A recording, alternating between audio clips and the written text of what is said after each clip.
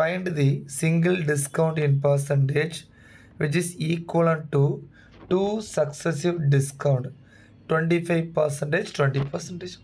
இப்போ நீங்கள் ஒரு 100 ரூபா வச்சுருக்கீங்க. இதில் 25% குறைச்சோம் அப்படின்னா 25% குறைச்சிங்கன்னா it will become 75 ரூபா. இதில் again 20% நீங்கள் குறைச்சிங்க அப்படின்னா இப்போ 75ல் 20% அப்படிங்கிறது 1 5, இது 1 5 5 25, அப்போ 15 குறைச்சா மீதி எவ்வளோ 60ன்னு கிடைக்கும்.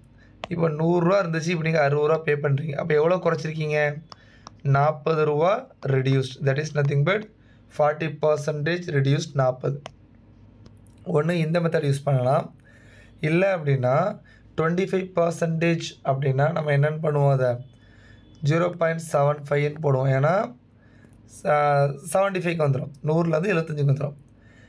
20% 0.8 அப்படின்னு சொல்லிட்டு சொல்லுவோம். ஸோ இங்கே ஒரு டிஜிட் தள்ளிப்புள்ளி இருக்குது, இங்கே 2 டிஜிட் தள்ளிப்புள்ளி இருக்குது.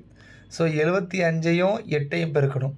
75யும் 2யும் பெருக்கினா 180 இன்று 4 போட்டால் தான் இது. அப்போ 4 போட்டால் 600ன்னு வரும். ஸோ 600 3 டிஜிட் புள்ளினா 0.60ன்னு சொல்லிட்டு வரும். ஸோ இது அப்போ 1ன்னு முன்னாடி இருந்தது, இப்போ 0.60 ஆயிடுச்சுன்னா இதை 1ல் மைனஸ் பண்ணிங்க அப்படின்னா யூ வில் கெட் 0.4. 0.4 அப்படின்னா 40% டிஸ்கவுண்ட். ஓகேயா? ஸோ நம்ம பேஸில் வந்து இந்த மாதிரி டேபிள் மாதிரி போட்டிருப்போம், அதை பார்க்கும்போது இது உங்களுக்கு கிளியர் ஆகிடும்.